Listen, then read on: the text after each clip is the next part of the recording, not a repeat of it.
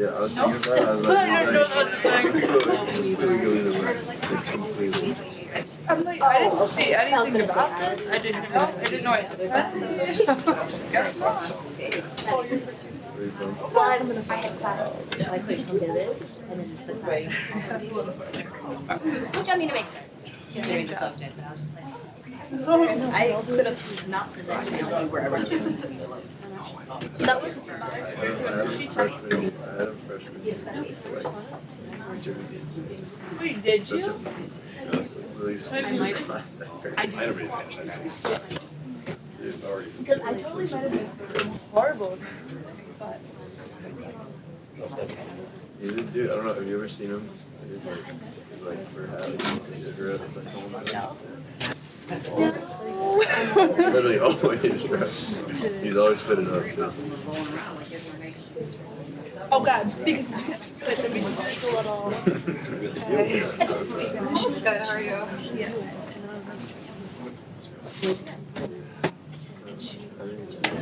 Right. And we I'm sure he'll come back around once more of our class shows up with no cards. yeah. I mean,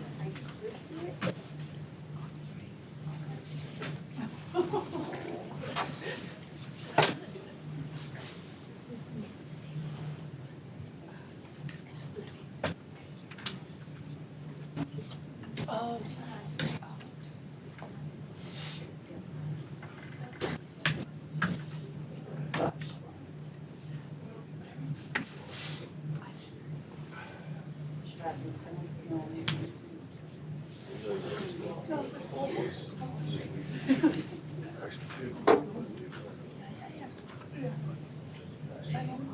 Really?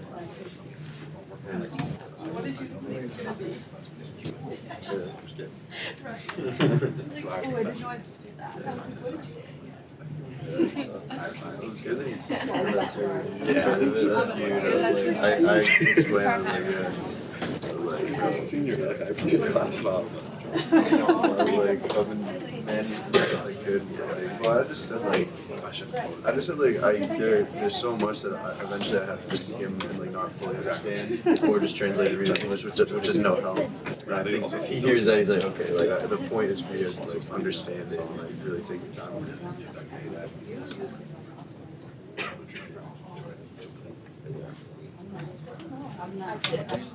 Because I was talking about Germany. That's a sad comedy feature. Because I thought it was just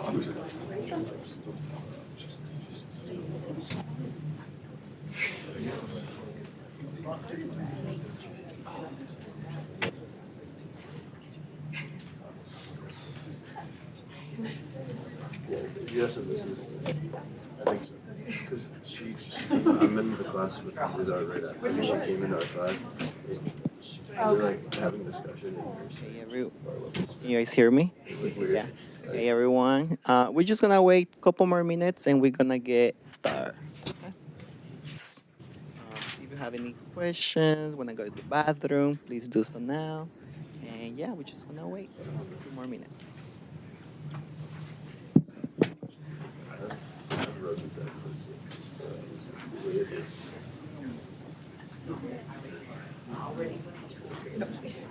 I was gonna say it was Yeah, outside.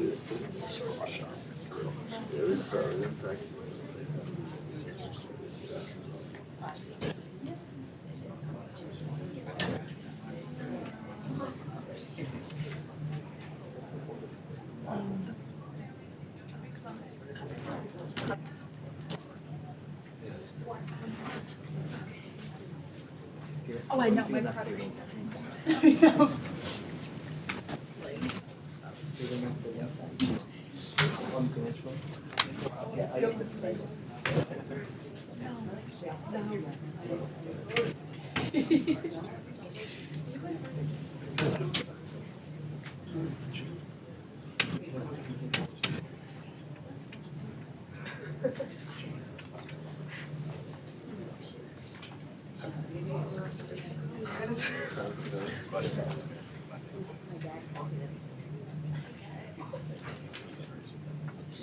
I did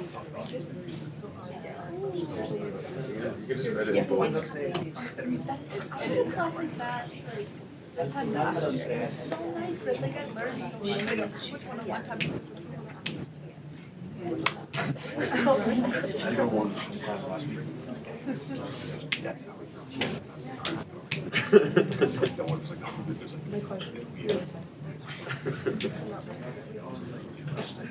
yeah, I was blank. All right, everyone. Thank you for coming. Thank you for coming to our first Blacktinidades, Negratinidades series. I just wanted to, this is the first of many, we hope, as we continue those conversations each semester.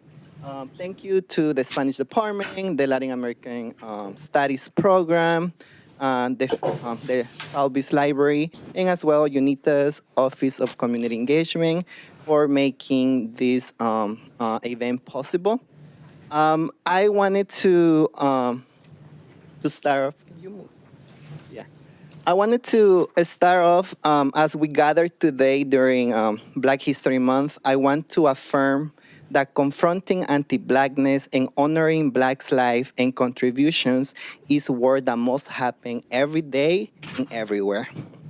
For that reason, I want to open this series by bringing into the space Black figures who often go unnoticed, like Vicente Guerrero, the second president of Mexico. It was not any president, the first Black president in Latin America and also in North America. Prudencia Ayala, an Afro-Indigenous self-taught writer, activist, and women's rights defender from El Salvador, who became the first woman in the country and in Latin America to run for president in 1930s. Arturo Alfonso Chamber, an Afro-Puerto Rican historian, dedicated his life to preserving and documenting the accomplishment of Afro-Latinx diaspora in the U.S., and as well Mary McLeod Bethune, who paved the way for many Black children so they can have equitable access to education. And with that, I would like to introduce Dr. Regina Marie Mills, who is an associate professor of Latina, Latinx studies in the Department of American Culture at the University of Michigan. She was previously associate professor of Latinx and U.S. multi-ethnic literature in the Department of English and holder of the Elton Lewis Faculty Fellowship in Liberal Arts at Texas A&M University. Her research focused on Latinx and Afro-Latinx literature and media, particularly life writing studies, refugee literature, and critical game studies. Her first book, Invisibility and Influence, A Literary History of AfroLatinidades, is part of the Latinx The Future Is Now series, edited by Nicole Guidotti Hernandez and Dr. Lorgia Garcia Peña. Professor Mills was the guest co-editor of the Post-Soul AfroLatinidades, a special issue of the Black Scholar. Her research is published in journals and collections such as the Latino Studies, the Black Scholars, the Lion and the Unicorn, or Oxford's Bibliography in Latino Studies and Latinx Literature and Critical Futuristics, 1992-2020, and other.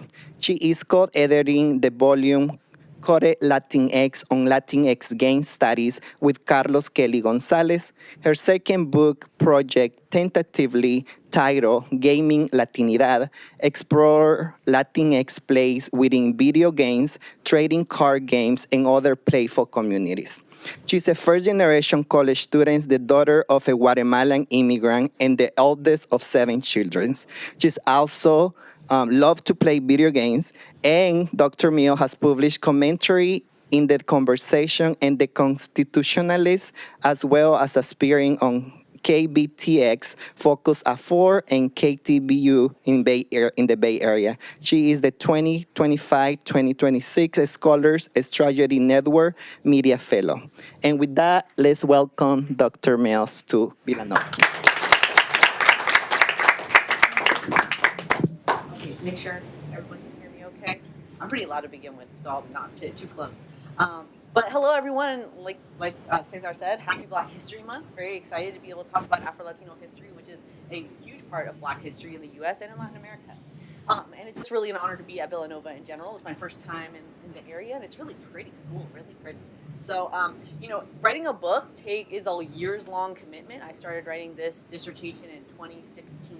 So it's been 10 years, right, since I've been doing this. And so every time you get to talk about your book, it's like a celebration and it's joyful. And so I'm really excited to be able to talk about this book. And I really want to thank Dr. Cesar Salgado for setting this up, as well as the Spanish Department, the Latin American Studies Program, the co-sponsors like Unitas and the Falvey Library for having me here. And obviously everybody else who was part of this that maybe I didn't name. I also want to thank the Schomburg Center for Research in Black Culture, who awarded me a short-term fellowship back in 2017 when I was doing a lot of this work, and I do show some different images from what I got while I was there, and a lot of the talk is drawn from that work at the Schomburg Center. So the talk is going to be kind of structured this way. First, I'm going to talk a little bit about the overview of the book, and then also the introduction of the book. And then I'm going to focus on chapter 1, which is Apura Belpre and Aurora Schomburg. Which feels very relevant as a very important Black History Month figure. And then we'll have a Q&A period. So, as they say in double Dutch, which is important to the introduction, we'll jump in. So contextualizing the book, and I also want to talk about, I like to put up the cover and stuff of the book because Pablo Marcano Garcia made the painting that is on this cover, and he was a Puerto Rican independence fighter who was actually in prison, in federal prison, for taking hostages related to an independence movement action. And while he was in federal prison, he learned how to paint, and his paintings were about Afro-Puerto Ricans and indigenous and Puerto Rican, and as well as Black, as you can see figures like Frederick Douglass and Sojourner Truth that are in that image. And so I thought it was important because my book does think about also, Puerto Rican independence movement writers and things too, to have this as the cover, this like Afro-Puerto Rican painter who was painting, right, Afro-Puerto Rican history as well. And so, one of the things that is an origin of this book is how, to me, I always feel like every few years I see articles that are like, wow, this person's Afro-Latino. Did you know that? And you're like, well, actually, yeah, I did, because 2 years ago you wrote an article that said the same thing. And there's this kind of idea of like we're constantly rediscovering the influence and the history of Afro-Latinos in the United States, right? And there's this kind of cycle in which they're forgotten, and then there's this demand for recognition, and so there's like no progress that gets made with this. An example, nearby home here is in New York. Adriano Espaillat, who is an Afro-Dominican representative in the U.S., he got elected, and then he asked both the Black Congressional Caucus and the Hispanic Congressional Caucus if he could join both of them because he was Black and Hispanic. And they were like, I don't know, we've never had this happen before. And then 2 years later, Richie Torres, who also is Afro-Latino, asked the same thing, and the Black Caucus was like, I don't know, we've never had this before. And you're like, you just had this 2 years ago. Also, the Black Caucus was famously founded by Charlie Rangel, who was Afro-Puerto Rican. And so Afro-Latinos have been at the beginning of a lot of these political and cultural histories. So really just to claim that Afro-Latinidades is just now being recognized as a failure of recognition. There's always been political, cultural, social influence in the United States before its nationhood, in Latin America and the Caribbean for probably even longer than that. And so as Afro-Latinos in the United States began to publish more widely in the early 20th century, I would say that influence only increased, even if it was sometimes downplayed or erased from history books or from our academic work. And so Invisibility and Influence studies the development of Afro-Latinx life writing in the United States, thinking about a century's worth of writers and how they've defined themselves, and also this kind of array of Afro-Latinidades that are always based in whatever the social, historical, religious context that they're being based in. They're also arising from this kind of negotiations of visibility, right? And that visibility can include like the distorted images that we get in the media, right? Or history books, the hyper visibility of blackness and brownness. And we can even see that today in the politicals going on in the way of like people's skin color being able to be used to allow to stop them, right? At the, the Kavanaugh stops and stuff that we see.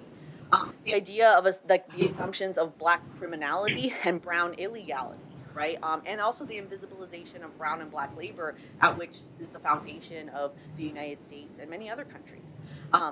So navigating U.S. white, American, black, and Latino perceptions that are based in mestizaje or mestizo ideas that are often about mixture that's indigenous and Spanish and maybe a little African, right? And that's kind of maybe. Or, Juan Flores and Miriam Jimenez Roman kind of talk about this as triple consciousness, being aware of these three different communities that are defining you. So Afro-Latinx writers have been either kind of hyper-visible as either just Black or just Latino, but not as Afro-Latinx or Afro-Latino community itself. And so in the book, I talk about a lot of different types of life writing, traditional memoirs, but also essays, biographical essays, more autobiographical mixtures of essays, collaborative autobiographies, like the Young Lords Party and their Palante work that is like 12 different members writing the history of their the Puerto Rican independence movement in a certain way. Life stories that are even based on 23andMe genealogy tests that people take that determine things around them, as well as memoirs and verse. And so the other thing that my book tries to do is also bring together Black studies and U.S. Central American studies work on visibility. Because to me, they were kind of thinking similarly about visibility, but within different frameworks. So we have work like Arturo Arias and Claudia Milians and Yaira Padilla, who talk about Latinx studies and how it doesn't see Central Americans or as how they've been invisible within within Latinx studies. But also how in Black studies, right, scholars have delineated the way that white supremacy distorts how society perceives Black visibility, like Nicole Fleetwood's Troubling Vision or Sadia Hartman's Wayward Lives, Beautiful Experiments. And so I'm kind of thinking about how Afro-Latinx narratives are negotiating distorted visibility, invisibility, hypervisibility within U.S. Black communities that center U.S. Black experiences, but also in Latinx communities that often align themselves with whiteness, sometimes even in their conception of brownness. So in thinking about Afro-Latinidades, what I mean for that is thinking about the ways that social, cultural, and political constructions are made based in embodied experiences that Black Latinx people have, right? And the Afro-Latinidades I'm interested in this book kind of reject what they see as a myth of racial democracy or the idealization of mestizaje as a tool for inclusion and solidarity, right? And so obviously that's not how all Afro-Latinx people think, and indeed, when I talk about Pura Belpre, she had a more celebratory vision of mestizaje as well. But there is a strand that I wanted to kind of talk about and the ways that they are kind of calling out what they see as anti-Black implications within Latinidad, as well as the way that white supremacy often means that, for that the fact that that more than 50% of the Border Patrol and ICE are Latino, why, right? This is related to these ideas of what we value and what we don't, right, and wanting to be aligned with whiteness. And so the construct in Afro-Latinidad, right, makes us think about how U.S. narratives of Blackness dominate and erase other forms of diaspora Blackness, but also how white and light-skinned Latinos dominate and erase other forms of Latinidad, right? And so thinking about, one of the phrases I like is Bielka Cecilia Oy's conception of Afro-Latinidad as negotiating among invisibilities, and so thinking about how we negotiate. Negotiation isn't just discussion, right? It's working through of tension and disagreement. And so in my study too, I'm kind of contextualizing how mestizaje gets to be a visibility structure that Afro-Latinx life writing has to actively negotiate. And so this is like the works cited of the book, obviously lots of different chapters on a few different things. It goes primarily kind of like, chronologically, though of course there is some kind of back and forth that happens because some of the books are written later, but they're about earlier time periods. And the first chapter, look at this cool I love that transition. I did it. I learned how to do it one time, and I'm like, don't know how to do it anymore. So I'm terrified I'm going to mess this up, and it'll never happen again. But the one I'm going to talk about first is my introduction. And the introduction, which is called Life Writing Against Mestizaje, kind of also starts one with positioning like why I'm not Afro-Latina, right? I think that's pretty clear. Why I was interested in this project. I'm Guatemalan American. I grew up, my mother came here when she was 14 during La Violencia in Guatemala. She was sent here to visit her dad, and she thought she was going to go back, and they said never send her back. And so she was, she was very silent about those times, and I was very interested in writing about U.S. Central Americans. That was going to be my dissertation. And then in 2015, she died super suddenly. She wasn't sick or anything. She just died. And it was really hard for me when I continued doing the work that I was there. But I kept reading the books because that's, you're just like, okay, this is what I need to do. And I read this one book that really kind of changed the way that I decided I was going to go about the dissertation. And it was called Mama's Girl by Veronica Chambers. And it's by an Afro-Panamanian writer. And it's a memoir that's about her, the kind of relationship with her mother, but it's also about a lot of other things too, right? And I really was struck by the beginning because the first chapter is this flashback to her girlhood. It grounds the text in double dutch, which is a jump rope game that a lot of, is a staple of many Black girlhoods. And so for her, she establishes both kind of the joy of Black girlhood through double dutch, but also the game is almost to a metaphor for the really complicated way in which being Afro-Panamanian exists, being in the U.S., right? And so it's this metaphor for her life as a Black Central American girl and later woman. So she's writing in the post-civil rights movement, right, in what we might call a post-soul moment, with the belief that Black women have all these opportunities that weren't available. But she also writes, quote, "It wasn't a question of whether we'd make it in. We'd conquered that years before. The challenge was to prove how long we could jump." And so the idea of double dutch, right, there's two parts to it. Double dutch is first entrance and then maintenance. How long can you stay in the rope, right, between the ropes? And for her, she's seeing Afro-Latina women have made all these strides to be seen, to enter into all facets of society. But like double dutch, right, it's a really exhausting endeavor. Her stamina's tested, and she writes, beyond the tricks, quote, "The real feat is longevity." So then the challenge is, how long are you able to kind of stay in control of how others see you, how you're able to navigate systems, and each rope to me kind of represents all these obstacles that keep circling back, right? Sexism, racism, misogyny, anti-Blackness, right? That are kind of always coming back to the fore. And so double dutch, as Chambers describes, right, is, quote, "makes your legs feel powerful and heavy."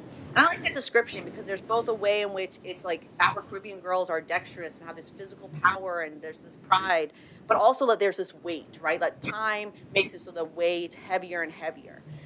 Then she also writes, in the rope, if you're good enough, you can do anything and be anything you want, right? But also in the end, the rope always wins. You can't jump forever, right? There's always something that trips you up in a certain way. But there's also this kind of positivity of thinking about the space when you're jumping. And she writes, "There is a space between the two ropes where nothing is better than being a Black girl. The helix encircles you and protects you, and there you are strong." And so for me here, Chambers also kind of points to the power and protection that a liminal space creates, right? That between the space of the jump ropes, which she thinks about as almost like the double helix of DNA. And at the end of my book, I actually kind of return back to DNA and the DNA ancestry tests and thinking about that helix imagery. But the helix is also this image of a protective cocoon, but also the interlining struggles and identities that are coming together.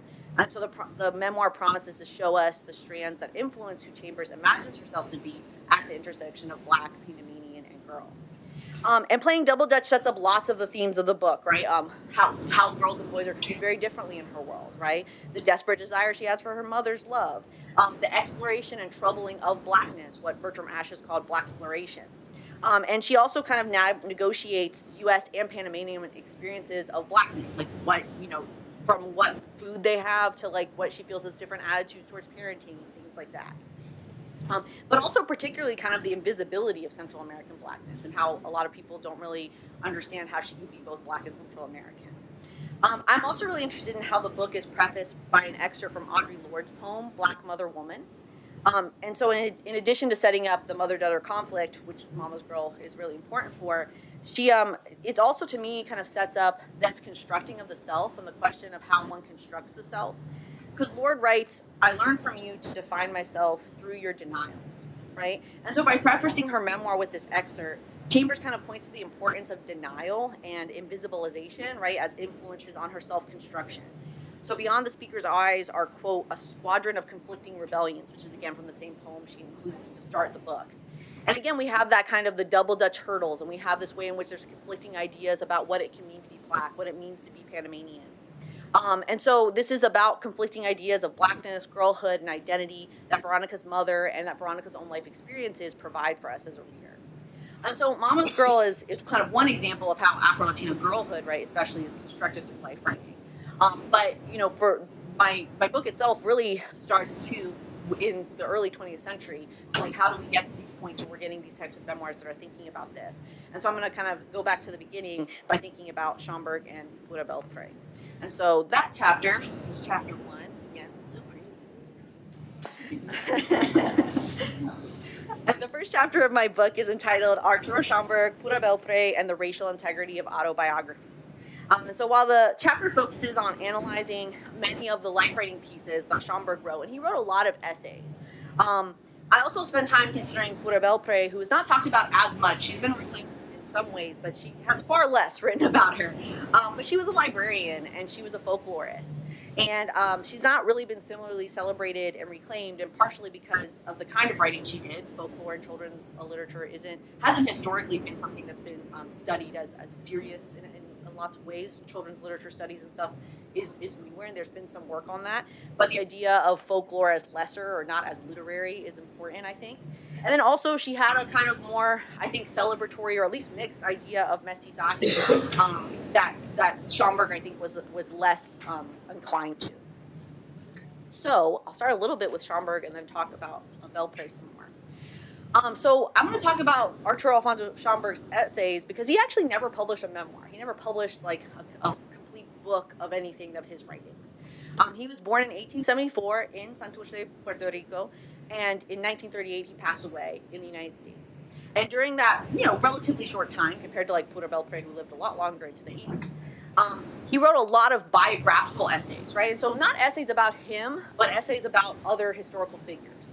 However, to me, a lot of that work was life writing because it was work that often included his own experiences and his own encounters in addition to the kind of objective stuff, right? So life writing, as Marlene Kadar defines it, comprises texts that are written by an author who does not continuously write about someone else and who also doesn't pretend to be absent from the black, brown, or white text himself or herself.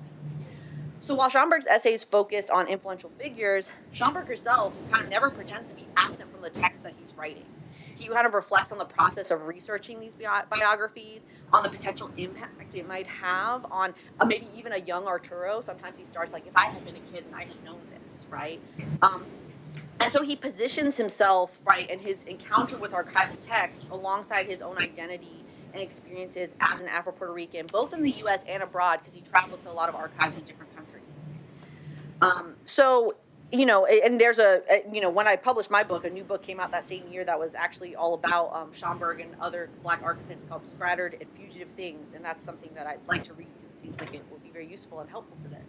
And so kind of what drew me into Schomburg's writing, and I started reading it first in the 1989 collection that was done both in Spanish and in English by Flor Pinheiro de Rivera, was kind of just thinking about the way that he was really pushing against the kind of idea of objectivity in a time where people weren't pushing against that to the same degree. Like a lot of us are very used to the idea of like, oh, objectivity, like is this as objective as we think it is? But he was really pushing against the idea that white scholars were naturally more objective, or that their histories of black people were more objective than what black people were writing about themselves.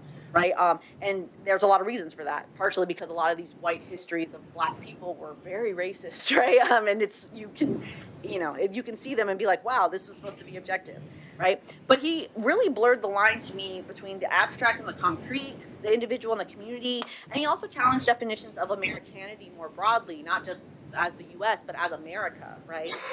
And blackness, but he also didn't dismiss the importance of identity itself, self-identity and belonging as well. And I also want to point out that when I started writing about Schomburg and, started my dissertation in 2016, and I started writing this chapter in 2017, there wasn't as much, but even just in the last 10 years, there's been a lot more work on Schomburg. And a lot more work that's not just from like a U.S. Black Studies focus, but in Latin American and Latino studies, right? When I wrote the first version of this chapter, there was books that none of these books are out, right? And a lot of special issues have come out as well since then. Earlier work had talked about, like Josiano Arroyo's book about his Masonic writings was very interesting.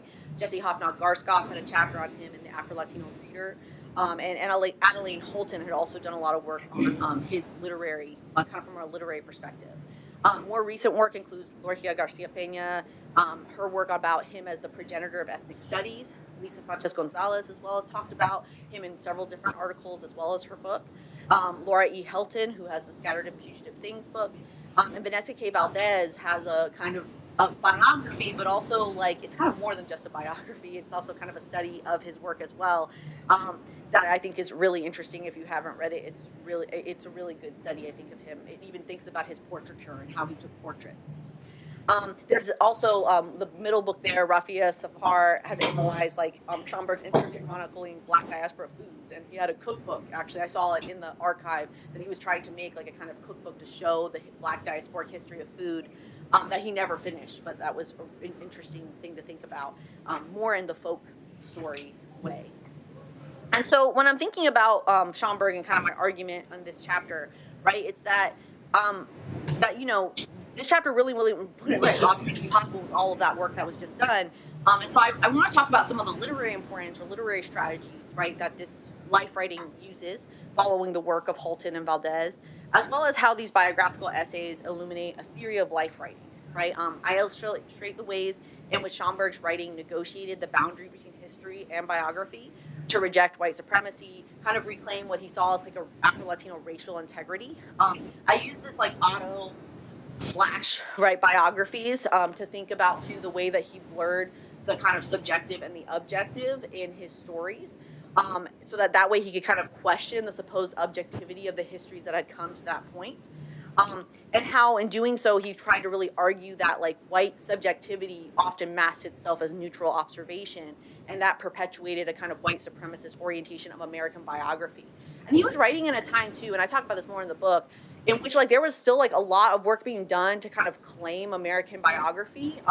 U.S. Black writers were writing tons of books about biography, about great men of U.S. Black history, to kind of counter the way in which American biography ignored basically anybody but great white men. But none of the U.S. Black writers were writing about Afro-Latin American or Afro-Latino writers either, so he was trying to push them on that. And so there was a lot of kind of fights happening there. Obviously, also, Schomburg has a very masculinist bias. He didn't write a lot about women. He wrote mostly about great men, and a lot of times for fine art or military or religion, things that are much more kind of, I think, often the case. So he didn't really think outside of what might have been seen as more traditional history. So there's problems there. But first, before I actually go deeper into him, I do want to talk about Black Puerto Rican librarian and folklorist Pura Belpré, because she was a contemporary of Schomburg's. She worked with him at different times. And you could be like, oh, maybe this interrupts the flow or the argument. But to me, I really, even in the book, put my discussion early of her, because I don't think she's really an afterthought. I don't think she's really a transition. Her approach to Afro-Latinidad did differ in some ways, but she also kind of had a lot of common strategies in the way that she wrote about, her own kind of more autobiographical writing. And one of those was the insertion of her own feelings of erasure to write stories that try to combat erasure, right? Combat that erasure. So the limited scholarship that does exist on Belpré has focused on her trailblazing work as a children's librarian. She advocated for bilingualism. She advocated for Spanish language programming. If you're in the New York Public Library system, a lot of the Spanish language things that are there is because Pura Belpré fought for those things. They did not just exist at the time. And in her writing for children, right, Lisa Sanchez-Gonzalez has talked about how she really kind of, asserted both the innocence of children and that their desire to know who they are and where they came from has value, right? It was very important to think, I'm Puerto Rican and that has value. And she was not writing for historical associations or professors, right? Schomburg got to be part of historical associations that she didn't get to be part of because they didn't allow women. right? And so she was writing for children. She was writing for children, Puerto Rican children, children of color, who were facing every day the deprecation of their cultures in the school system and in the library system. And so while she was focused on the local as a way of making kind of systemic changes that we can see in how the library system works, even in New York, we can also think about Schomburg kind of focusing on the global, right? He made this collection that's one of the largest and most influential collections in the world about African diaspora art, literature, history, and culture that reflects a diasporic mindset, but also reflects his access, right? He had access to a lot of things that, that you know, as an Afro-Latina, Pura Belpré didn't do, right? Academic communities, as well as the time and expectations that were on her gender. One of the things that Belpré had is that she had a 20-year gap in which you don't really know what she did. After she got married, she left the library system for about 2 decades, and she didn't really get anything published. We don't really have a lot of documentation of what she did during those years. And when she came back to the library system, you know, we do have some of her writings, but most of those writings are from the 60s and 70s, right? And so it's kind of hard to document that impact, right? The types of stories she was trying to write had Puerto Rican girl protagonists, and publishers weren't very interested in it, is what we kind of got from that. And even the things that she wrote about that were composed in the vein of memoir, like I said, were either published or written much later in her career, or at least those are the ones we have. Lisa Sanchez Gonzalez has put together like a collection. It's called The Stories I Read to the Children. That is a kind of one of the only real collections of some of her writings, both published and unpublished. Otherwise, there's not as much there, right? And so there's, you know, Lisa Sanchez Gonzalez, Victoria Nunez, and then Marilisa Jimenez Garcia has written a really great book about empire and children's literature that really brings Pura Belpré and Arturo Schomburg together, which is very interesting. And, you know, she even argues that Belpré and Schomburg are kind of the Afro-Latino foundations of youth literature in Puerto Rico, or Puerto Rican youth literature.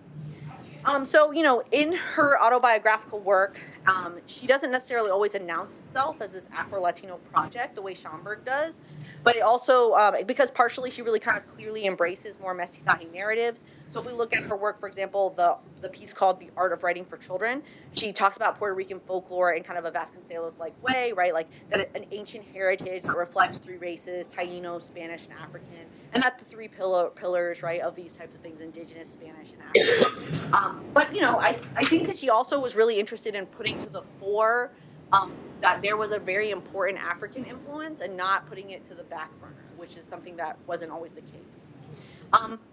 So her experience as an Afro-Puerto Rican woman in white-dominated worlds of libraries and folklore, both those spaces are still very white-dominated if you study either one. But they really focus on her writings, like her writing focuses on visibility and naming, right? Sanchez Gonzalez talks about how she was, quote, a darker shade of brown and therefore must have suffered racialized discrimination, not only in the larger U.S. society, but also with the Puerto Rican community herself.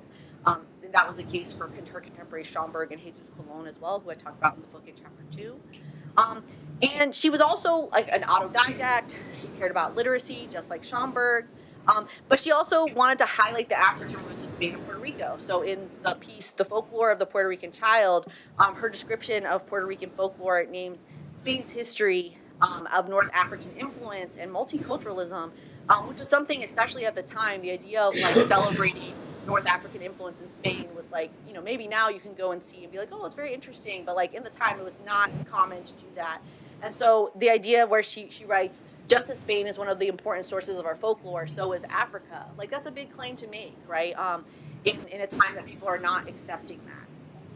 The importance of seeing herself an institution also recurs in her autobiographical writing. So in The Art of Writing for Children, she begins with an anecdote that part of her training as a children's librarian, she was asked to read all of the fairy tales that were on the shelves.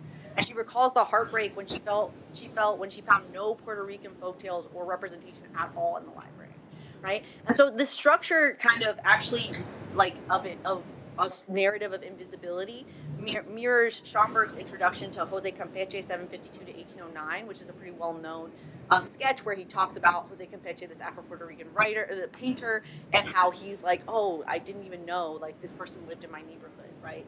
This kind of invisibility that happened. And he calls it a conspiracy of silence, which I think is really interesting. Both authors kind of insert themselves in the moment in which they recognize their erasure and kind of forced invisibility of their culture. And, and it was important for us to think about how she recognizes also how Blackness is often deprecated in children's literature. So there, in the Sanchez Gonzalez collection, right, of her work, there's a part that was unpublished called Fragment on Racism in Children's Fiction, and she demonstrates this concern for the depiction of race and racism in children's literature. She mentions excluding books from bibliographies for classrooms if they are marred by racial slurs, including those that demean Black children's hair, right? So she's thinking about the way in which, children's literature can be very negative towards the self-image, right, of Black and Puerto Rican children. So her curatorial work as a librarian and her autobiographical writing kind of recognized kind of multifaceted machinations of white supremacy in different spaces. Like Schomburg, she identified institutional invisibilization of Puerto Rican culture and then did her own work to try to counter this invisibility. So I'm going to talk about Schomburg some more now, but I just really want to emphasize that the impact that Belpre made on Puerto Rican folklore and children's literature. And now there's an award that's named for Puerto Belpre. That is for kind of diverse literature and children's literature that's very well considered. But I think it's really interesting that she uses this similar kind of rhetorical move of calling attention to kind of her own moments of feeling disappointed or heartbroken in order to kind of, like create connection between her and the reader, and to also really making like an emotional appeal to the reader, right? She's also kind of part of the types of things that she wrote, just like Schomburg, helped kind of create a model of like a celebratory visibility that we see a lot when it comes to Afro-Latino writing. The idea of like we should celebrate the good Afro-Latinos and not necessarily show anything that's bad. Peter Thomas's Down This Mean Streets kind of goes against that. I talk about as well because that is not like a very celebratory vision of Afro-Latinidad, but a lot of the work that Puerto Belpre and Schomburg did was very much about celebrating, rather than maybe showing more complex images of Afro-Latinidad. So when it comes to Schomburg, I'm going to talk a little bit too of some different examples and try to point to a few literary strategies. He used these autobiographies of racial integrity, and he had things like the insertion of his own life experiences, which we talked about with Puerto Belpre as well. The use of archival documents that centered Black voices and used them as legitimate sources of knowledge in a time where that wasn't the case, as well as strategic appeals to white authority at times as well. I also have a fourth one I talk about in the book, but I don't bring in necessarily the examples here just for time, where he does interesting thing where he kind of reverses linguistic and narrative expectations about race, particularly about how white people get talked about. At one point, he talks about how boats brought their white cargo to the Caribbean, and like that's not language that we often think of, right? The idea of like Black people as cargo is such a more common idea.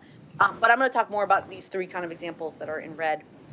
And so like other masculinist conceptions of Afro-Latinidad would do, such as that of Jesus Colon and the Young Lords Party, he identified Afro-diasporic communities as also like reflective of the American revolutionary spirit. He was really interested in showing how African people and African diasporic people were like at the foundations of the United States. And so he recovered the work of Phyllis Wheatley. He's often put, Phyllis Wheatley, one of the first poets in America. She was an enslaved Black woman, and there were, her story is very interesting. People didn't believe that she could write poetry, all this type of stuff. Not people, white people didn't believe it. And it was very interesting. And then also he wrote about how Crispus Attucks was the first like American revolutionary, right, as well. And so in doing so, he kind of identifies Africanity as the foundation of a hemispheric American literature and history.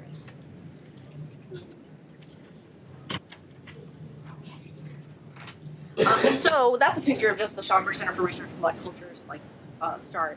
Because one of the things, too, that I think is really interesting is how so much of Schomburg's thinking about his connection to a hemispheric or kind of larger idea of Black history is reflected in recollections of archival encounters as well.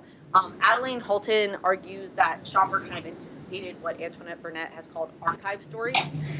These are stories about like when historians and people like go to the archive and like the experience of the archive, which is something like sometimes you do have this like really strong feeling that people like write whole stories about just like finding something in the archive, right?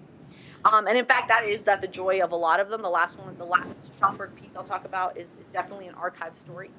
And then also just thinking about autobiography and how part of that, like slash to reminding you, right, that part of what I'm trying to think about is the way that his personal connections and investments are being blurred with write the kind of biography as we know it. And so yes, so that these biographies are kind of always also autobiographical with no slash, and they center the Black archivist subject, calling attention to both the emotional and biographical frames that determine one's encounters with the archive. And that's Sanchez Gonzalez's way of kind of saying what I'm saying too. So one of the things I'll talk about, and this is like a kind of archive story too in a certain way, is how his recovery work and how he saw recovery work. So that's kind of a picture from a microfiche that I took a copy of, and here's another one here that may be a little bit more readable. This is, he thought that in a lot of ways, and he talks about this in Racial Integrity, and Negro just digs up his past and things, and it was like really, I don't know, a natural and healthy urge for people want to reclaim their history, to feel it unjust, that if something unjust was done, to do something about it, right? So in this kind of unpublished biography on Cyril Charles Auguste Bisset, who was a Black Martinican abolitionist, he writes, quote, "It is natural that an enthusiast about a relatively unknown writer should come to feel that the influence of the man about whom he is concerned has been unduly minimized. It is equally natural that he should set about to rectify the historical injustice by demonstrating the influence of his subject upon the future development of ideas." And I think it's interesting, he's establishing like his enthusiasm and also his like anger at the minimization of someone he sees as important, as natural, right? He uses natural twice. It's natural, it's not an impediment to objectivity, it's not something bad, it's a natural urge. And so he thinks, okay, writing these biographies, like this is an expected response to marginalization and to oppression and to wanting to correct histories. To act towards justice is natural, right? And I think this is important because I think many people cast maintenance of the status quo or wanting to kind of keep things as they are as itself natural. But he says that no, like wanting to act, wanting to change things, that's natural, right? We fight our own instincts when we decide to kind of keep the status quo the way it is. This is also, I think, interesting using the word natural because Pura Belpré in a lot of her writing uses like gardening and like nature ideas too. So the way that like nature is being used to think about working towards making things better or growing something better. And so in arguing for action and emotion as expected outcomes of doing historical and biographical work, Schomburg hoped to provide the intellectual basis to address the erasure of Black achievement and to render visible Black influence, and to imagine a Black and Afro-Latino history that didn't revolve around only white opinions of it. So one of the people I talked about, Phyllis Wheatley, and this is like the kind of picture that's put on the book, Poems and Letters, that was published, is that he wrote a surprising amount on like colonial North America, which you wouldn't think is something that you'd be writing about if you're thinking about Black history, but because he wanted to kind of show the foundations of Black history in that and to rethink America's beginnings for the purpose of advancing Black civil rights. And so through his writing on Phyllis Wheatley, and I'll talk about Crispus Attucks as well, Schomburg highlights the foundational Africanity of both American poetry and literature and the American spirit. So he wrote an introduction to the 1915 edition of Poems and Letters, which brought together a lot of the work from Wheatley, who originally, wrote in the 1700s, right? And he really conjectures that Wheatley is kind of the progenitor of American poetry, right? She's like the first real American poet because she's writing around the turn of independence, right? In a certain sense. And, he's been credited by doing a lot of work of collecting. I mean, some people think that her work would have been lost without him doing this work, right? And she's very important. And, you might have studied her in your American literature classes as well. And in his An Appreciation, which prefaces Wheatley's poetry collection, right, Schomburg looks at an African woman's use of poetry, poetry that was patronized and supported by British colonizers in order to kind of put towards the African beginnings of this American literary tradition. And so he kind of starts by pretending to offer no opinion of his own on Wheatley. He actually, which is weird because it's called An Appreciation, but he says he, quote, offers no defense as to the merits of Phyllis Wheatley's poems, and instead offers the readers the opinion of several commentators, including such white canonical figures as Thomas Jefferson, on the writing. And so kind of despite his claims to the contrary, he's using these kind of strategic calls to a white authority to craft the argument that Phyllis Wheatley, an enslaved African woman, shaped an American literary identity at a time when, quote, American literature was in its swaddling clothes, right? And under attack as a pale imitation of British literature. And if we think about the development of the idea of American literature, like there's a lot of fear about like what is the difference between British and American literature? What makes our literature American? And he's kind of arguing that like actually the Africanity of American literature is what makes it American, right? And if we even, it's not quite the same, but it reminds me of like Toni Morrison and Playing in the Dark and thinking about what is the relationship of Africanity to American literature, right? And hers is more of an argument about how white people use the African figure to think about the terror of freedom, as she puts it. But this one is kind of more an argument that's like, actually, let's just like recenter the African in thinking about America, right? And so, you know, ultimately he asserts that, quote, her poetry was as good as the best American poetry of her age. And so both, an appreciation is both this kind of giving thanks to the work of Phillis Wheatley, but it's also kind of an argument for like literally something appreciating in value. Like as time has gone on, her work is more valuable, it's more, it's appreciated the same way a stock or something like that appreciates. And so by prefacing his work in this way, he kind of does more than make a humble stance, right? He's actually kind of saying, this person, I appreciate her, and this is an appreciation, a growing way in which her work has grown in importance. That from this African poet, American poetry was able to spring. And then similarly, in Crispus Attucks' Free Patriot, which was published in the New York Amsterdam News in 1935, he also, in this one, kind of uses Black voices as a key to tell the story of a key part of American Revolutionary history. Many of us learned about the Boston Massacre, right? And Crispus Attucks is the person who was murdered by the British soldiers. But in this story, what he does is he uses historical documents to both, one, establish Attucks' status as a seaman from the West Indies and not a fugitive slave, which is what people had often argued about him. But also that he includes Black men's testimony in court as his central evidence of what happened, not white historians' stories about what happened, right? And so he's making apparent both the Afro-Caribbean foundations of the American Revolutionary spirit, but also shows that Black men crafted the legal narrative of what occurred in the Boston Massacre.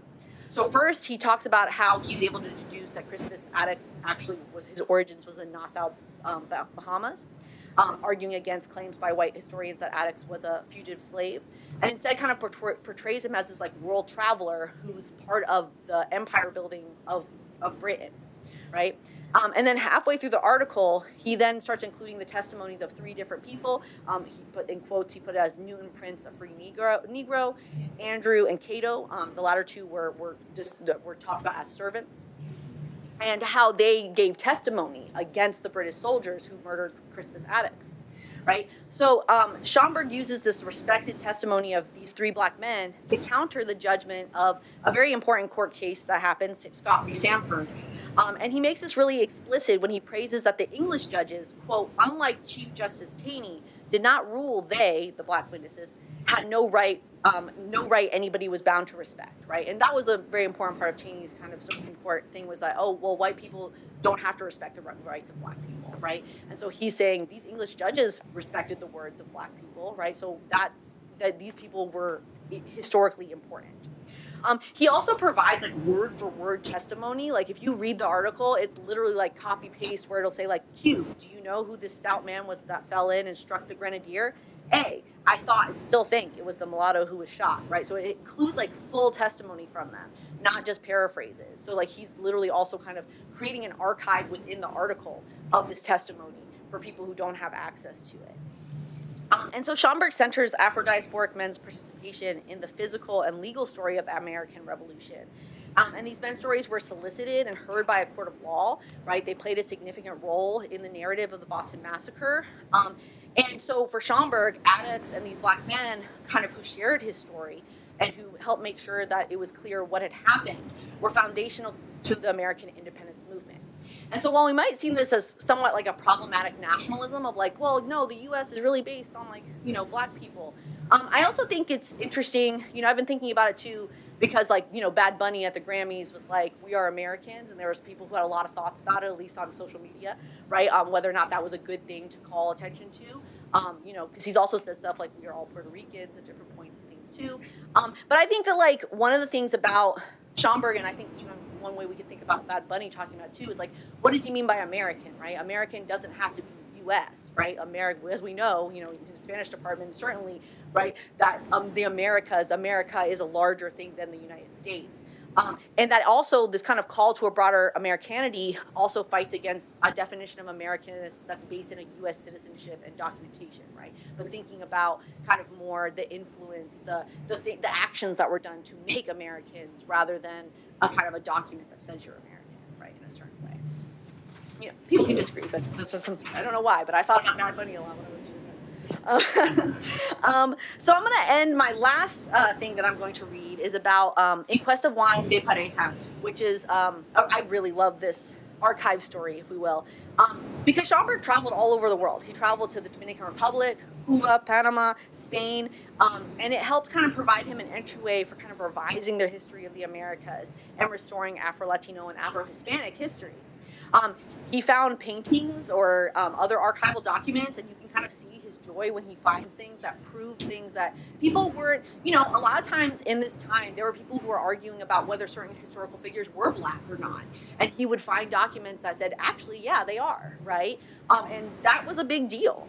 So In Quest of Juan de Pareja, which was published in The Crisis, is kind of as much about Schomburg's experience in Spain and kind of thinking through and experiencing the Africanity of Spain, as it is about Juan de Pareja, the painter, right? So Schomburg first leads the reader on a tour of Spain, right, and mapping out kind of the pervasive presence of people of African descent. So he writes, I walked up the hill to the Alhambra and saw in the sunshine the legacies of that civilization, which grew luxuriantly like an exotic plant, native yet foreign to Spain.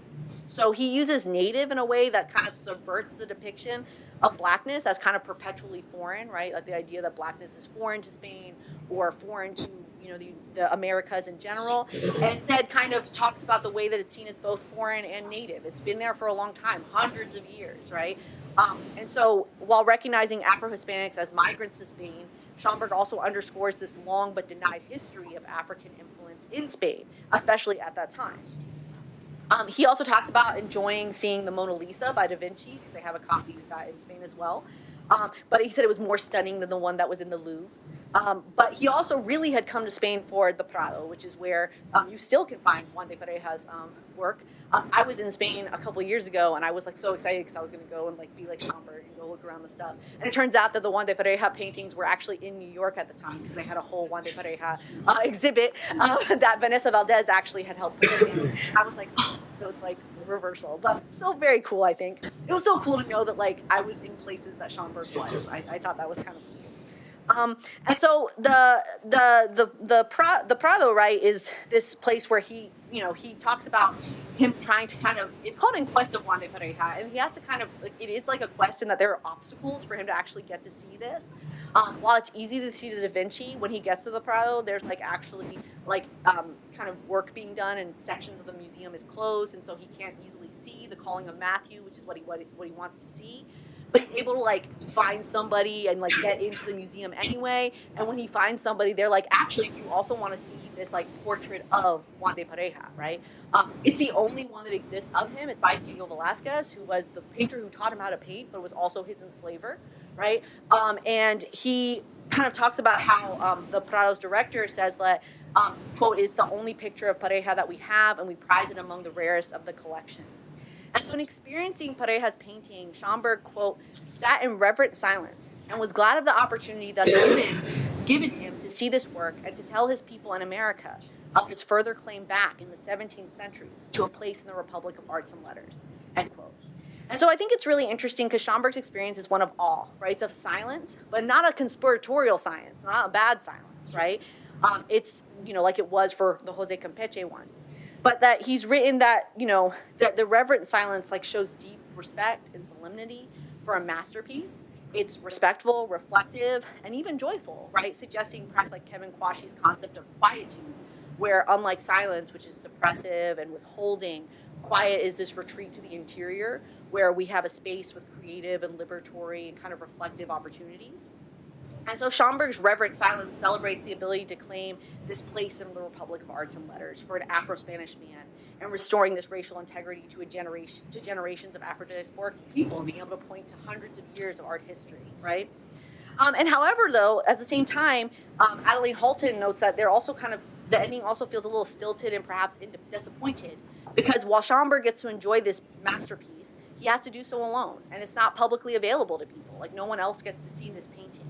And so the title of the piece, right, frames his journey as this kind of quest to see a painting, but at the end, he finds the treasure, but he can't share the treasure, right, with the public. He can't show people the treasure. And so he's kind of unable to do that. And why it's so powerful that eventually there was this exhibit of Pareja, right, and thinking about being able to see that art.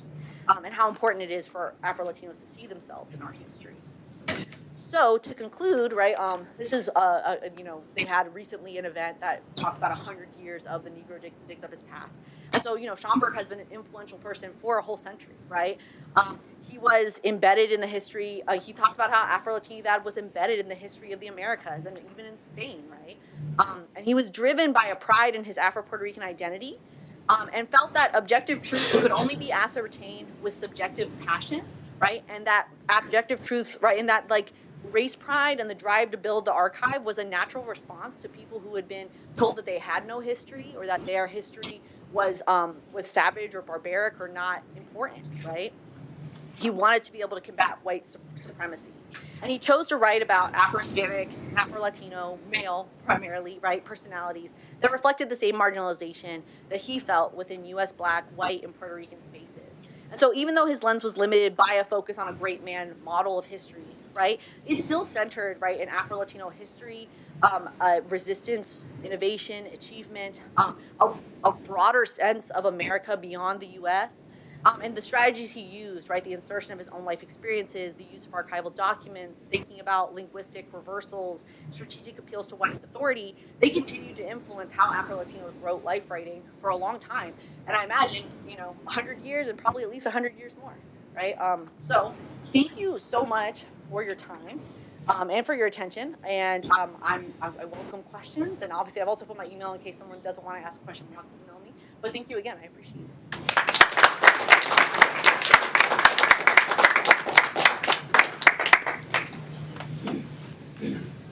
Thank you so much, Regina, for providing all this knowledge. It was such a beautiful talk. So thank you so much. We open the floor for questions. Any questions? Feel free. Raise your hand. Yes. Yes. I noticed you covered Central America and the Caribbean. Any reason why you didn't mention anything about South America and, say, Palenque literature like Esmeraldas, Ecuador? Yeah, so I would say part of it, right, obviously there's only so much you can do in a book, right? Also, like, I was based, before being in American culture, I was based in the English department. And so doing a lot of this work had to be in English, and most of the writing that was in English. And so a lot of the works I do focus on are ones that are like U.S. Afro-Latinidades, right, like based in the U.S. or Puerto Rico. And thinking about, like, immigrants and people who wrote primarily in English for it. So I mean, that is like a limitation in itself. I think it would be, when I'm thinking about other, like, some of the games that I've been looking at and stuff too, that are like Afro-Brazilian studios writing about the Canoas massacre or things like that, I've been able to kind of broaden it out. And now that I'm a more interdisciplinary department, I think also, like, that will make it a little bit easier. But it was kind of a limitation in people kind of being, I think, being like, okay, maybe there's too much Spanish in this or whatever. And I think that's sometimes a problem in an English department. Yes. But I think also, like, you can only pick so much stuff. And so I tried to pick ones that I felt like were in kind of conversation with each other as well.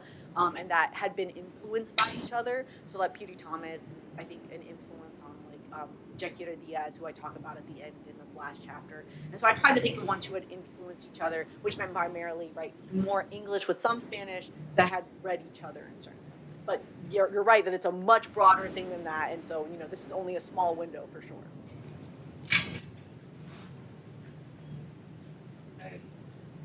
At the beginning, you said that you consider mestizaje a myth, an idealized myth, but you didn't say anything about that in the lecture.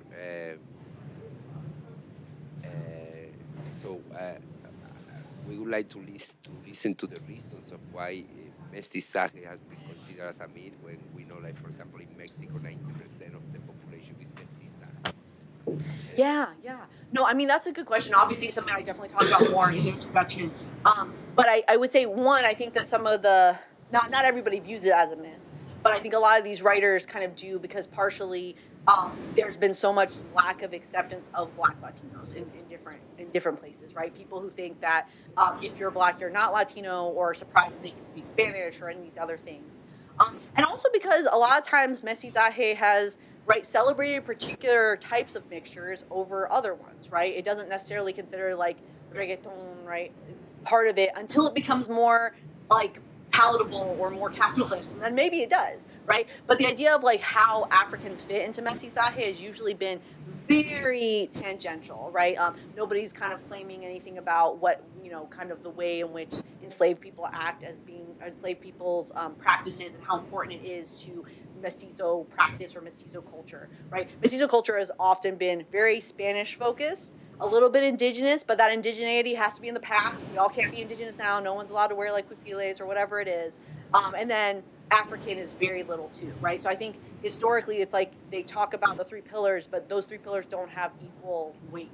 And so I think that can be, it can be a problem if you're trying to kind of say, oh, we're all mixed and we all come together, but only certain voices get to be seen as more legitimate or others, right? And that's what I think a lot of the Afro-Latino writers feel, is that they're not actually included in that idea of mestizaje, even if there's kind of this idea that there is, right? We know, like, if, for example, the book Pigmentocracy talks about how the darker skin you are, the worse off you are economically, the worse off you are when it comes to jobs and discrimination.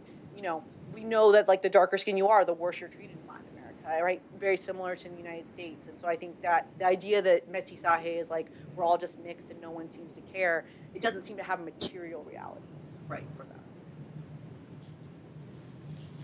that. Thank you very much for your talk.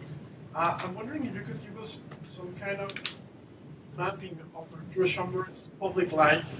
If he was like involved in some kind of politics, if he was some kind of connecting with some specific movements of the time, if he was like kind of putting some kind of leverage in determining situations where political power was contested. So I'm wondering if you could give us that kind of mapping of his life. Absolutely. So one of the things that he was part of was the Antillean independence movement. So he was like someone who was thinking about how the islands could be independent, right? He did write some things in Spanish, so people know more, the more kind of influential ones for Schomburg are the ones who wrote in English, and a lot of that stuff was around like Puerto Rican independence, independence for other things. But he was definitely someone who thought about all of the different like movements for all of the different movements for independence and for sovereignty that were happening. He had opinions about Haiti. He had opinions about the Dominican Republic. He had a lot of opinions about a lot of things, and partially because he also went to a lot of these places. But he was, in general, he was pro-independence. He wasn't necessarily part of like an independence, movement project, I would say, especially after the kind of Antillean independence movement kind of fell away some, and once he was in the United States especially. But he was always, it's always very interesting because part of like what a lot of people when they wrote about Schomburg do is kind of really dissect like how really, like if he was Black or if he was Puerto Rican and how he was really connected to those.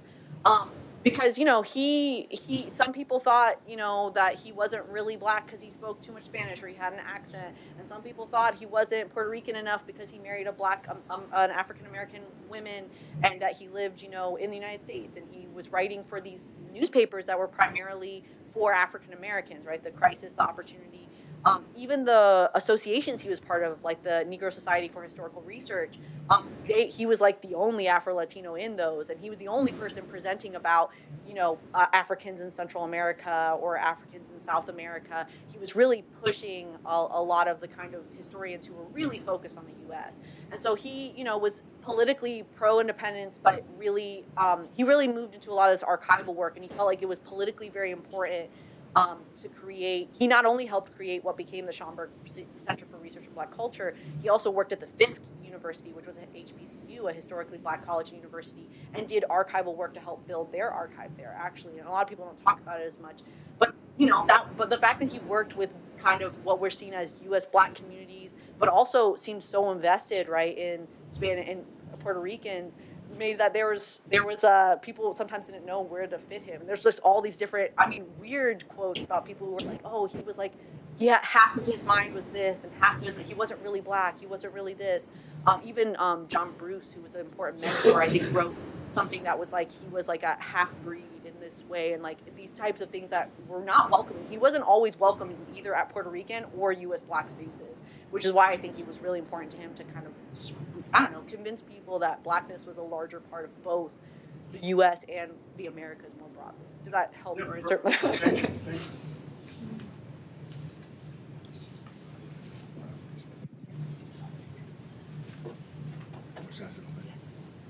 All right, thanks again, Dr. Mills, for the presentation. Appreciate it a lot.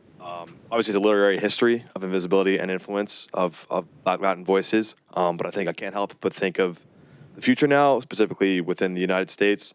Just take a Philadelphia example of kind of the erasure of a lot of kind of Black history on monuments in Philadelphia this past couple of weeks, as well as kind of the erasure of certain Latin monuments, as well as kind of the influence of certain Black and Latin Americans speaking out against current events.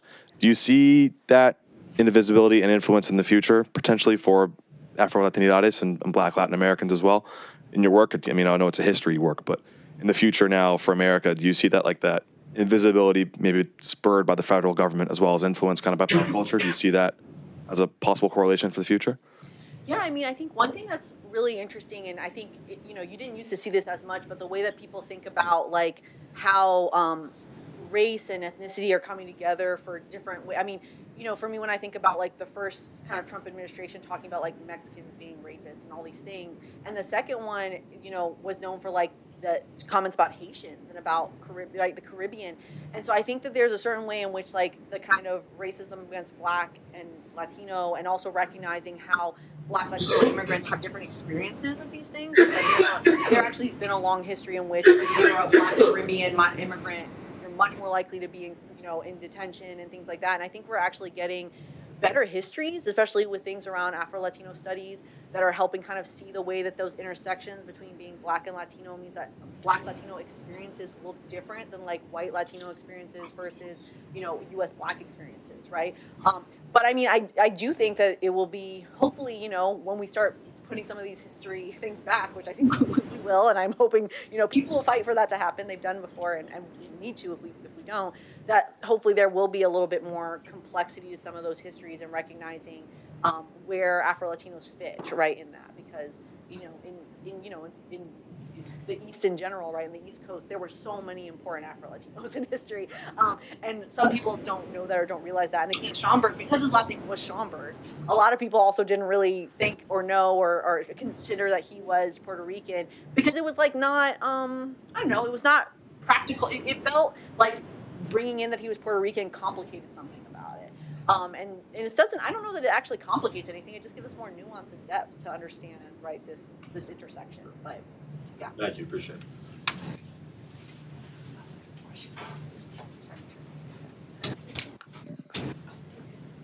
Hi, I know you briefly referenced the ideas of Black Latin Americans being perceived as natural or native in Latin America, and also kind of touched on the references in the modern day, for example, at the Grammys. How do you kind of see those notions of being native kind of evolving, whether through pop culture or elsewhere, just in terms of like public perception in these communities?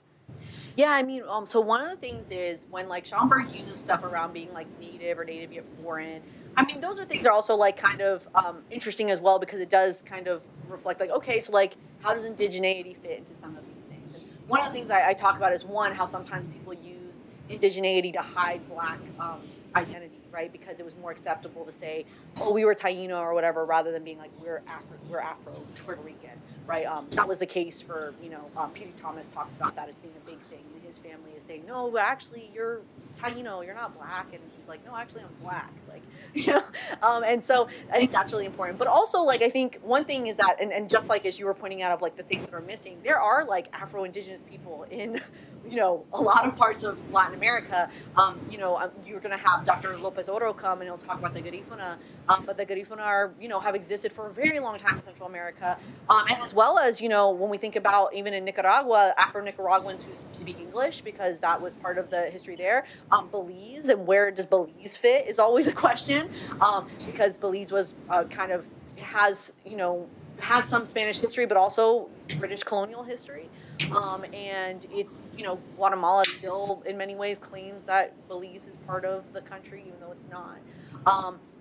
It's, I think there's a lot of to be said about what it would be. I mean, the problem is finding published works about this, right? And that's the other thing too, is that when you look at published works, like who gets to be published, whose voice gets to matter, who has access to the publishing world. Right? That's why Life Writing kind of existed. It was really a project to also say okay, where can we find writing that's not traditional, that has diaries or journals that can help us see people's lives. And that's why people like Dr. Lopez Oro, for instance, use social media posts or goes to festivals and things and finds stories there, because there aren't HarperCollins doesn't publish things like that. But there are a few memoirs that are coming out that I think are interesting, where big memoirs, I think American Negra is one that came out that recently, that was a big one. And there are some journalists and stuff who have come out with memoirs about their lives who are Afro-Panamanian, things like that. But yeah, I mean, it's important, I think, also to recognize that being indigenous doesn't mean you're also not Black. There actually are Afro-Indigenous groups as well. Thank you.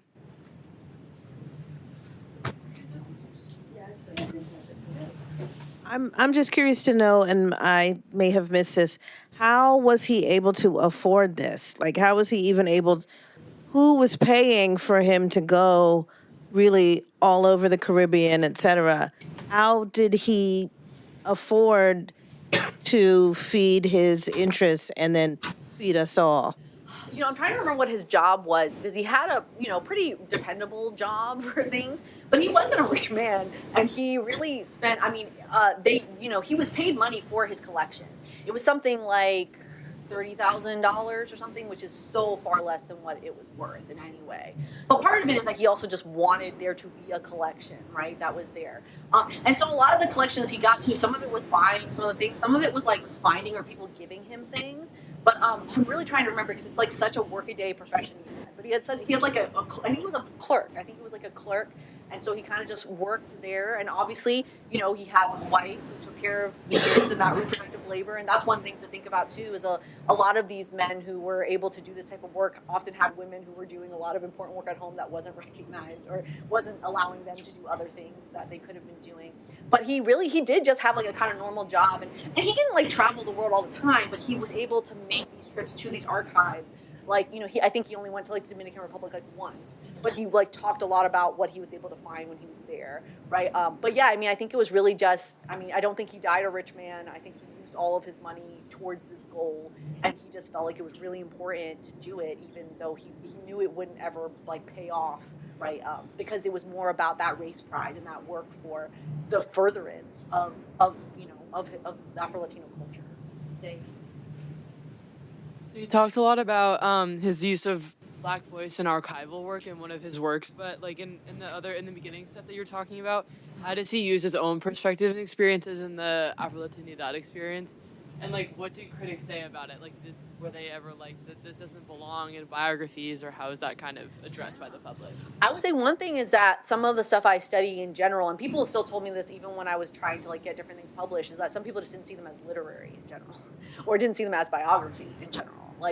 This is not a biography because it's too personal. It only uses this one source or whatever. But part of the things is he's trying to write histories where, yeah, there aren't that many sources because people didn't write these histories, right? They didn't find them to be important. Or it was very hard for him to find the archives because the archives were in Spain or in somewhere else. But yeah, so one of the things is that some people didn't consider these, he wasn't getting published by academic journals. He was getting published by journals that were more kind of between popular press and academic, because the Crisis and the Opportunity were more for people who were very interested in civil rights, in politics, and kind of that race work. And it was kind of a step above a regular newspaper. when it came to like what was peer reviewed about it. It wasn't peer reviewed because, I mean, how do you peer review this work that doesn't have this foundations of things that people are using? And so, you know, he didn't really care about being necessarily in a peer-reviewed journal, but more trying to be able to teach those histories. But yeah, some people just said they weren't really good at biographies, and some people said they just weren't good literature. But I think that, you know, they're important to like, they're how a lot of people learned about these histories, and they were some of the only histories of these people for a while, right? So.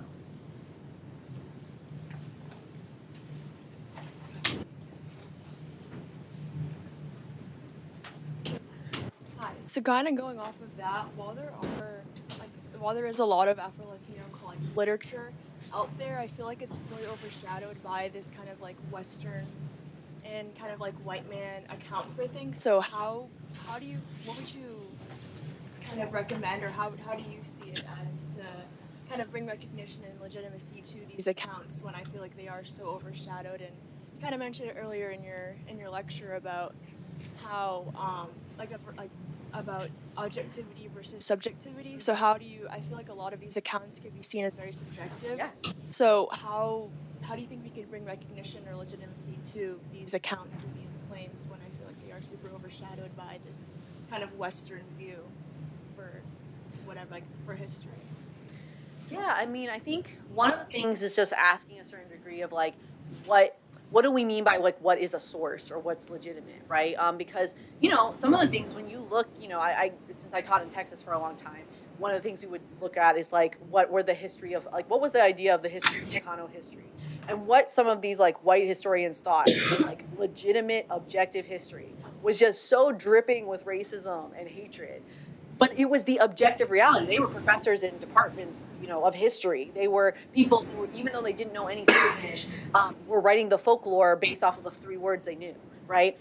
So one of the things would be to, like, I think, delegitimize some of these sources that we are saying are legitimate, right? Because they weren't in any way, right? And recognizing that, like, you know, yes, he has very kind of limited sources, but also, like, what, you know, and this is not a new idea in general, but the idea of people thinking about like what other kind of archives can we go to, right? What other types of histories?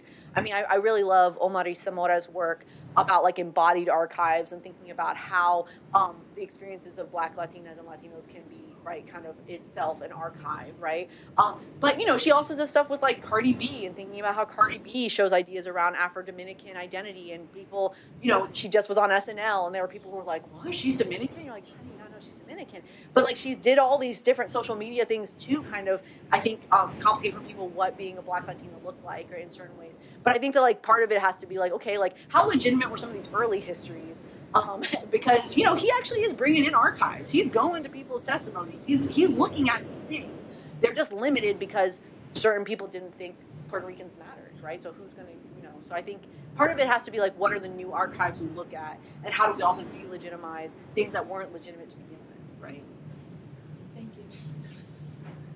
The archives are something that even in England they look for, in Spain they look for.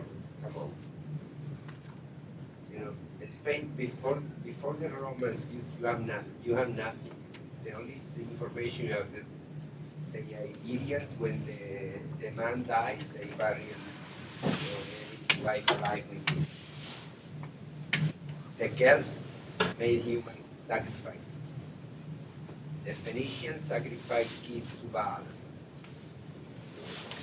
You want that history? I mean, that's the references we have. And in England, you start looking for, because of course we are a nation and we have to have a different route from civilization. No, we don't have it. Yeah, the idea of like who makes the archive and what's the archive for. We don't even have it in Spain, you know? An institutional archive, right? And that's why Schomburg thought it was so important to have an institutional archive, right? Because that also gives legitimacy. Like the fact that like I can be like, I got this stuff from the Schomburg Center of Research Black Culture. That makes it legitimate because that is one of the 4 research libraries of the New York Public Library and one of the most respected, right? And so part of it is that like making an archive is a political act. Like you have to really like, you have to fight for one. You have to make one, right? These are not like an objective thing, right? I mean, whoever makes it, you have to really kind of argue for this is an archive, right? These are not things that spring from nature. It's the same like the sample with that poet. By the way, I would have loved to read one of his poems. Oh, for poems? Yeah. But anyway, what's the difference between American poetry and English poetry? Come on. Isn't it the same language? There is no barrier. Only music has no barrier, right? So we should be happy. It's the same language. No, but that's part of the nationalism, right? The difference that there is among the people audience when you write poetry, everybody is different because we are all different. And part of it is like, right, the nationalist project of these things, right? It's all, right? I mean, it's about like the British, we don't want to be part of the British because we're independent now. We need to create a literature that shows how different we are from the Brits, right? But you're like, okay, but how different are you? Like, I mean, you were British citizens, right? But that's, right, that's the project of nationalism too, right? Is differentiation, where there really isn't sometimes. I mean, if we didn't have so many things in common when you read poetry, you wouldn't see all the same things. Is there any? It would be interesting, you know. But I mean, when you do that thing, it goes to everybody, yeah, and you feel identified. Most of people, no matter where they are from. We are right now. Very sorry. Yeah. Thank you so much. But is there any more questions in the back? If not, I think thank you so much, everyone, for coming and making the time. So let's give it up for Dr. Mills.